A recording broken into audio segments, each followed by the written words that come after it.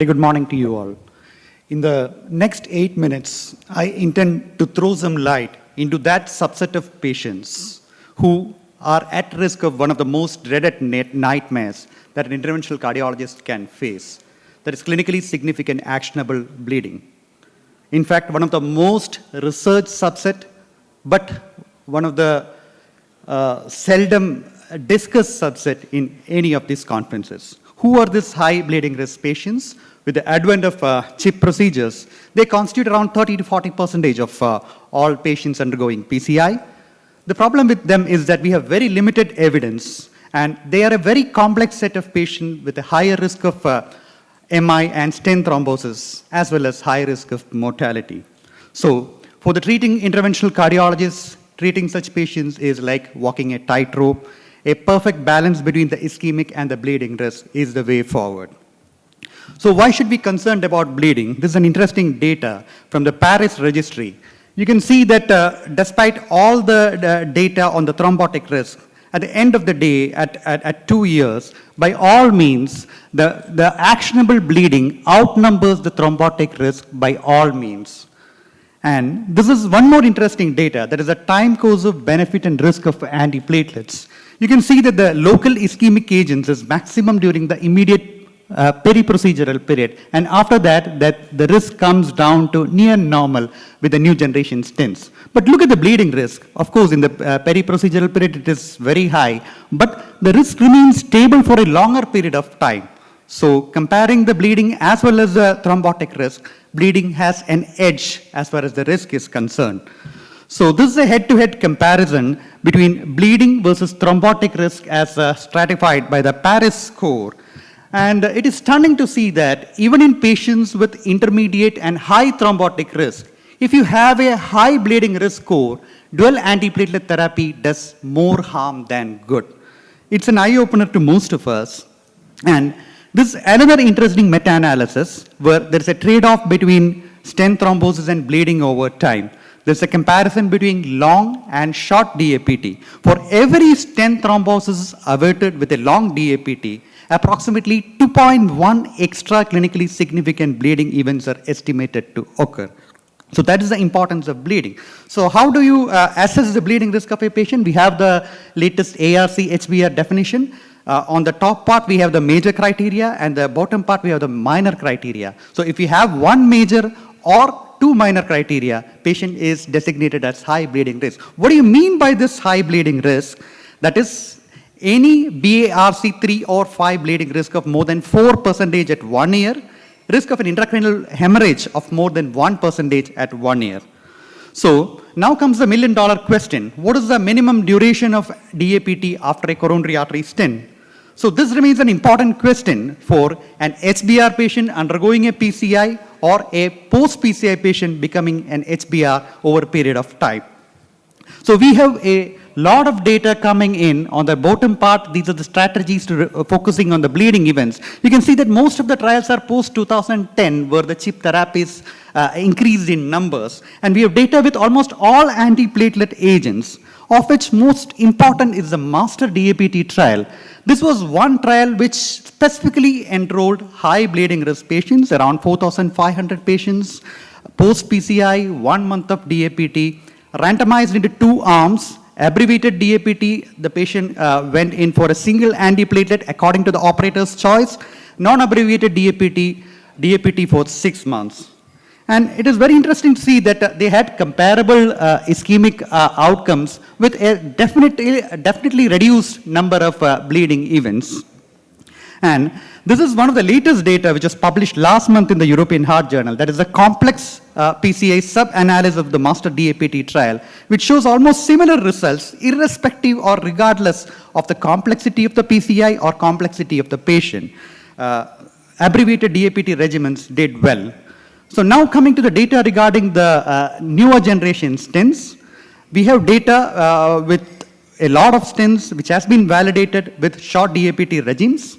Reducing the stent strut thickness appeared to be associated with less thrombosis. And this is data from the Onyx 1 trial, complex PCI sub-analysis.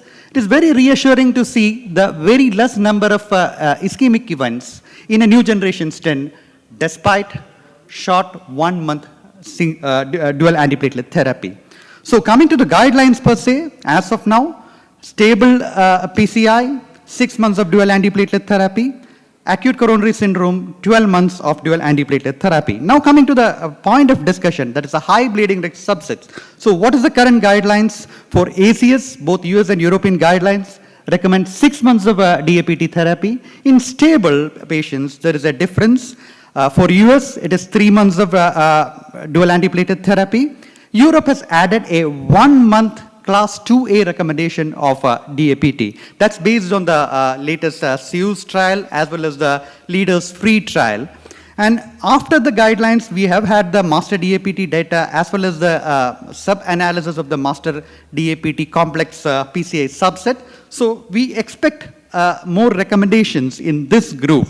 So what is the most practical way of managing a patient on high bleeding risk undergoing PCI?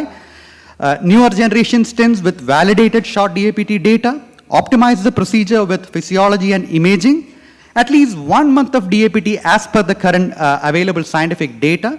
After that, you can reassess the patient. If the bleeding risk is high, you can consider a single antiplatelet therapy. You have data with almost all the antiplatelets like aspirin only, clopidogrel only, ticagrelor or prasugrel. So if you feel that the ischemic risk is more than the bleeding risk, you can keep the DAPT. Another choice is de-escalation of DAPT. What do you mean by de-escalation? Bring down the ticagrelor and go for a lesser potent clopidogrel. The other options are clopidogrel monotherapy, aspirin monotherapy, or ticagrelor monotherapy. We all know that bleeding risk is dynamic and not static.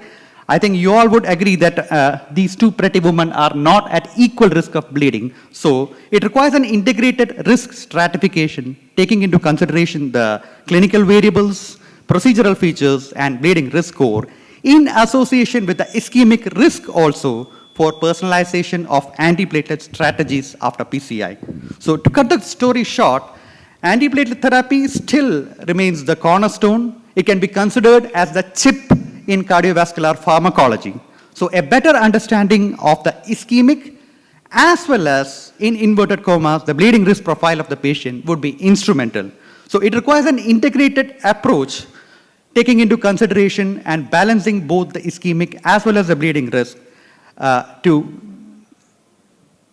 prescribe antiplatelet therapy in CHIP patients undergoing PCI. Thank you so much for your patient listening. Well said.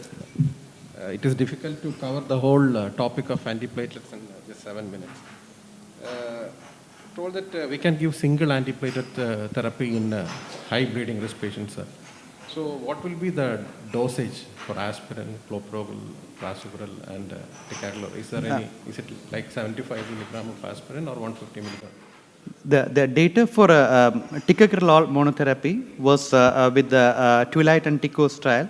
That was 90 milligram BD once daily, 90 milligram BD of ticagrelor only. Clopidogrel 75 milligram once daily, aspirin 75 milligram.